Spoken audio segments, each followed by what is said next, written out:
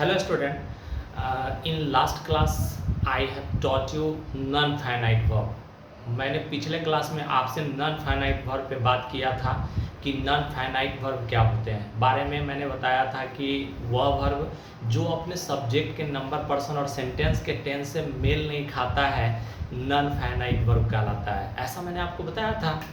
और मैंने यह भी बताया कि देखो नॉन फाइनाइट वर्ब के 3 काइंड्स होते हैं। कौन? इन्फिनिटिव, जिरंड और पार्टिसिपल। नो, और तो इसमें सबसे पहला जो पार्ट था वह इन्फिनिटिव का था। और इट मीन्स अगर आपसे कोई पूछे कि इन्फिनिटिव क्या है, what do you mean by infinitive, तो it means how can you react, और इट मीन्स नो, और it means what will you do and what will you say, आप क्या करोगे, क्या कहोगे।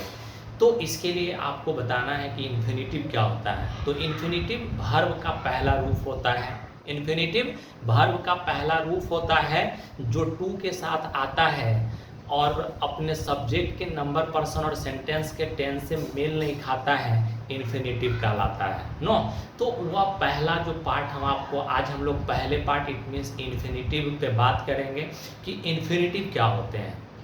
नो, तो इन्फिनिटिव के बारे में अभी हम लोग उसके डिफिनीशन पे बात करेंगे, उसके काइंड्स पे बात करेंगे, उसके यूजेज पे बात करेंगे, और इस तरह से हम लोग आगे बढ़ते हैं। तो इन्फिनिटिव, जैसा कि मैंने आपको बोला कि वर्ब का पहला रूप जो टू के साथ आता है, अपने सब्जेक्ट के नंबर, पर्सन और सेंटेंस के टेंस से मेल नहीं खाता है, इन्फिनिटिव कहलाता है। तो चलते हैं हम लोग इसके डिफिनीशन को देख लेते हैं, ठीक है ना। और वह इन्फिनिटिव क्या है सो देखेंगे। तो देखेंगे इन्फिनिटिव, जिसके बारे में अभी हम लोग बात करने जा रहे हैं, इस इन्फिनिटिव के बारे में। नो, तो इन्फिनिटिव के बारे में मैंने क्या कि इन्फिनिटिव वर्ब का पहला रूप होता है। तो जैसा कि मैंने आपको बताया कि infinitive it means it is the base form of the verb. Verb का यह पहला रूप होता है। पार्टिकल मतलब यहाँ पे छोटा सा पार्ट, इट मीन्स टू।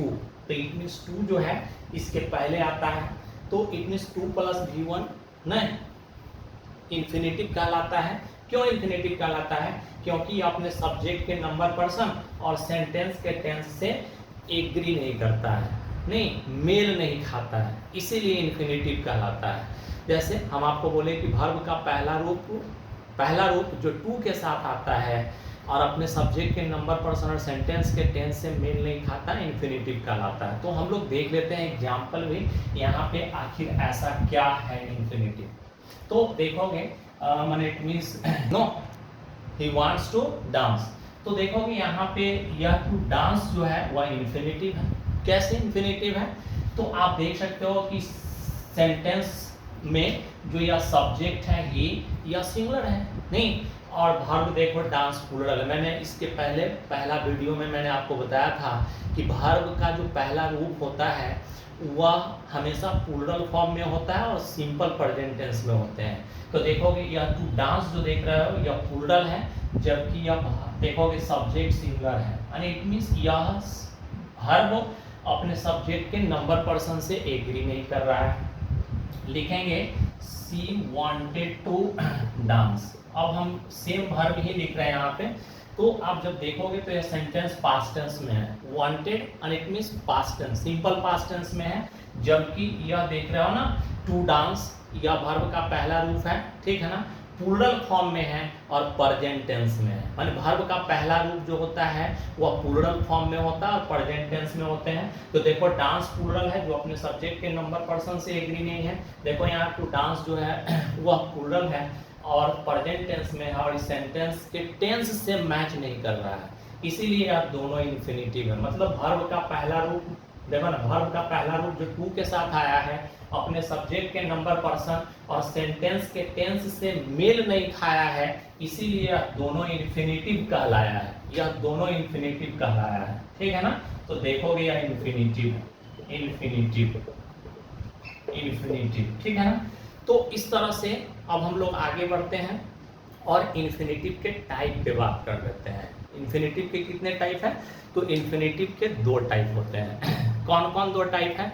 तो एक नाउन इन्फिनिटिव है, ठीक है ना, जिसको हम लोग सिंपल इन्फिनिटिव भी बोलते हैं। नाउन इन्फिनिटिव को हम लोग क्या बोलते हैं, सिंपल इन्फिनेटिव भी बोलते हैं, और दूसरा जिसको हम लोग क्वालिफाइंग इन्फिनेटिव या जिरंडियल इन्फिनेटिव बोलते हैं। यह जो इन्फिनेटिव का इट मीन्स जो डिवीजन किया गया है काम के आधार पे किया गया है। मैंने आपको क्या बोला, इट मीन्स इन्फिनेटिव जो होता है वो वर्ब का पहला रूप होता है जो टू के साथ आता है, अपने सब्जेक्ट के नंबर, पर्सन और सेंटेंस के टेंस से मेल नहीं खाता है, इन्फिनेटिव कहलाता है। जिसके बारे में मैंने आपको बताया, इन्फिनेटिव मैंने बताया कि देखो यह टू डांस और यहाँ टू डांस, यह अपने सब्जेक्ट के नंबर, पर्सन और सेंटेंस के टेंस से एग्री नहीं है। और हम बोले क्या कि इन्फिनेटिव के कितने टाइप, तो दो टाइप, पहला सिंपल इन्फिनेटिव या नाउन इन्फिनेटिव और दूसरा क्वालिफाइंग या जिरंडियल इन्फिनेटिव। तो चलते हैं हम लोग इन्फिनेटिव के टाइप पे बात कर लेते हैं। इस टाइप को देखिए,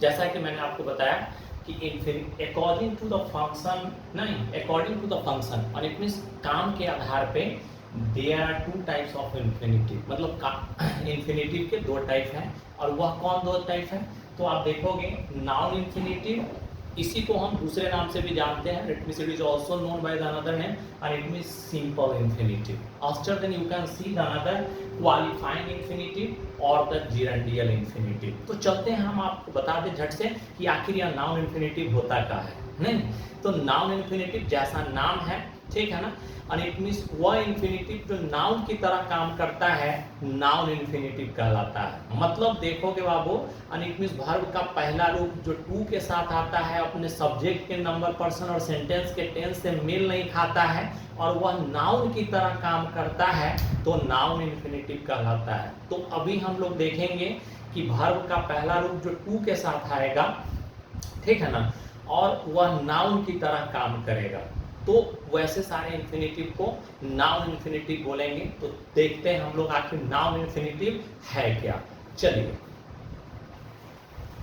तो जैसा मैंने आपको बताया कि नाउन इन्फिनेटिव क्या होते हैं, तो मैंने बोला कि the infinitive which acts as a noun, वह इन्फिनेटिव जो नाउन की तरह काम करता है नाउन इन्फिनेटिव या फिर सिंपल इन्फिनेटिव कहलाते हैं। जैसा आप देख सकते हो, तो नाउन क्या क्या काम करता है आप पढ़ के आए होंगे। नाउन किसी भी वर्ब का सब्जेक्ट होता है, नाउन किसी वर्ब का ऑब्जेक्ट होता है, नाउन किसी प्रीपोजिशन का ऑब्जेक्ट होता है, और नाउन किसी वर्ब का कंप्लीमेंट भी हो सकता है। जैसे आप देख सकते हो यहाँ पे यह वर्ब है इज, नो, इस वर्ब का यह सब्जेक्ट है टू वॉक। देखोगे आप जानते हो नहीं, खेलता है, खेल रहा है, खेल चुका है तो काम है। हम बोलेंगे वह खेलता है, वह खेल रहा है, वह खेल चुका है, वह खेलेगा तो काम है। लेकिन हम क्या बोले, खेलना खेलना एक नहीं अच्छा व्यायाम है, खेलना एक अच्छा व्यायाम है। टहलना और इट मीन्स टहल रहा है, टहल चुका है, टहलेगा तो काम करेगा। लेकिन हम क्या बोले, टहलना और एक एक्टिविटी जिसका नाम टहलना है स्वास्थ्य के लिए अच्छा है। ध्यान से सुनिएगा, जैसे ही नाम होगा तो नाउन हो जाएगा। मैंने क्या बोला कि टहल रहा है, टहल चुका है तो काम। लेकिन हम क्या बोले कि टहलना स्वास्थ्य के लिए अच्छा है, टहलना अच्छा एक्सरसाइज है। तो देखोगे एक एक्टिविटी जिसका नाम टहलना है, नहीं बहुत अच्छा एक्सरसाइज है। देखोगे एंड इट मीन्स यहाँ पे she likes to dance, no, it means एक एक्टिविटी जिसका नाम नाचना है उसको वह पसंद करती है। हम नहीं बोल रहे हैं कि वह नाचती है, नाच रही है, नाच चुकी है, ऐसा नहीं।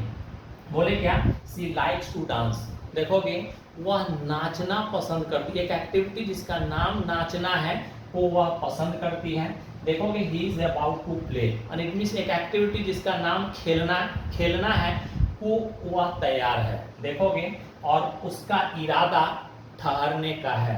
तो यहाँ देख सकते हो to play, to stay, to dance और टू वॉक जो है यह वर्ब का, देखोगे वर्ब का सब्जेक्ट है, यह वर्ब का ऑब्जेक्ट है, अबाउट प्रीपोजिशन है, का ऑब्जेक्ट है, और यह वर्ब का यह कंप्लीमेंट है। मतलब सीधा सा कि यहाँ पे टू वॉक नाउन की तरह काम किया। किसी वर्ब का सब्जेक्ट हमेशा नाउन होता है, किसी वर्ब का ऑब्जेक्ट हमेशा नाउन होता है, ठीक है ना, किसी प्रीपोजिशन का ऑब्जेक्ट भी नाउन होता है, और ये वर्ब का कंप्लीमेंट है, जैसा आप देख रहे हो यहाँ पे, ठीक है ना।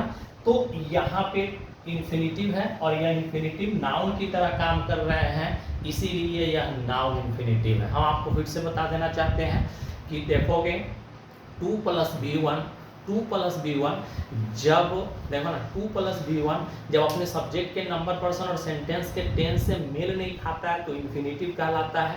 और वह इन्फिनिटिव मतलब 2 + B1 नाउन की तरह काम करता है तो नाउन इन्फिनिटिव कहलाते हैं। नाउन मतलब क्या होता है? नाउन का मतलब किसी व्यक्ति, वस्तु, जगह, जानवर इत्यादि का नाम। एक्टिविटी का नाम भी नाउन होगा।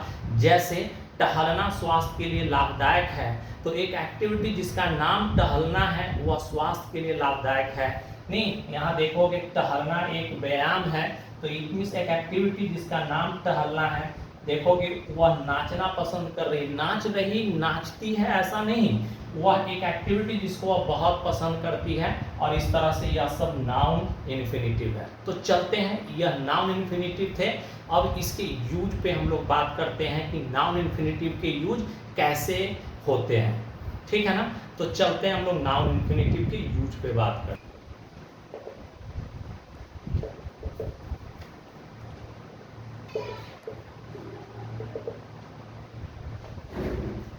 जैसे मैंने आपको बोला कि नाउन इन्फिनिटिव का यूज कैसे होता है बाबू, तो नाउन क्या क्या काम कर सकता है। तो नाउन किसी भी वर्ब का सब्जेक्ट हो सकता है, किसी वर्ब का ऑब्जेक्ट हो सकता है, नहीं किसी प्रीपोजिशन का ऑब्जेक्ट हो सकता है, ठीक है ना। इस बात पे हम लोग अब बात कर लेते हैं। तो देखोगे नाउन इन्फिनिटिव के यूज कैसे हैं। तो noun infinitive as a subject of a verb काम करता है, किसी भी, ठीक है ना, और इट मींस वर्ब के सब्जेक्ट के रूप में काम करेगा। जैसे आप यहाँ देख सकते हो टू वॉक ना is a good exercise, good exercise.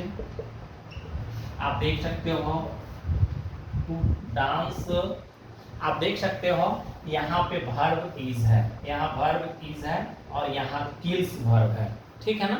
तो देखोगे हम क्या लिखे, to walk is a good exercise और इट मीन्स टहलना एक अच्छा व्यायाम है। और इट मीन्स एक एक्टिविटी जिसका नाम टहलना है, और इट मीन्स नाम है मतलब नाउन है। आप देख सकते हो यह वर्ब है और इट मीन्स लेकिन काम कैसा कर रहा है, नाउन की तरह काम कर रहा है। देखोगे नाचना एक कला है और इट मीन्स एक एक्टिविटी जिसका नाम नाचना है, एक कला है। और जानते हो झगड़ना जो है वह शांति को समाप्त कर देता है। तो देखोगे झगड़ना और इट मीन्स एक एक्टिविटी जिसका नाम झगड़ना, और इट मीन्स झगड़ रहा है, झगड़ता है, झगड़ेगा, झगड़ चुका है तो काम होगा। लेकिन हम क्या बोले, झगड़ना एक एक्टिविटी जिसका नाम झगड़ना है वह शांति को समाप्त कर देता है। और यह सब इट मीन्स जो देख रहे हो यह इन्फिनिटिव है और यह वर्ब के सब्जेक्ट के रूप में काम किया है। नंबर दूसरा, इन्फिनिटिव जो होते हैं, नहीं नाउन इन्फिनिटिव जो है वो वर्ब के ऑब्जेक्ट के रूप में भी काम करते हैं, जिसको आप अब यहाँ देखोगे।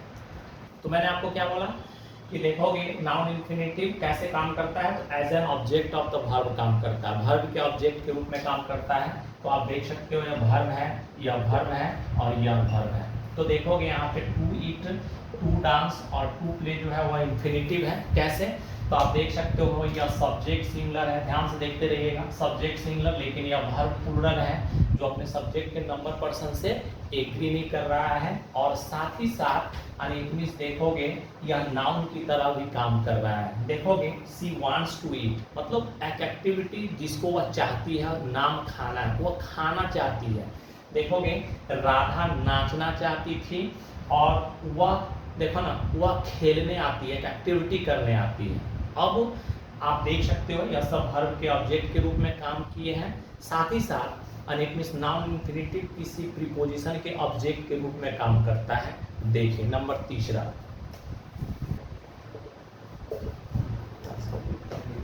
तो जैसा मैंने आपको बताया कि यह it means as an object of a preposition भी काम करता है। तो आप देख सकते हो यहाँ अबाउट प्रीपोजिशन है, आप देख सकते हो यहाँ अबाउट प्रीपोजिशन है और यह प्रीपोजिशन का ऑब्जेक्ट है टू डांस। यह प्रीपोजिशन है, यह प्रीपोजिशन है का ऑब्जेक्ट है to play. No it means to, देखोगे डांस और टू प्ले जो है यह प्रीपोजिशन के ऑब्जेक्ट के रूप में काम करता है। He is about to dance, और इट मीन्स वह नाचने वाला है।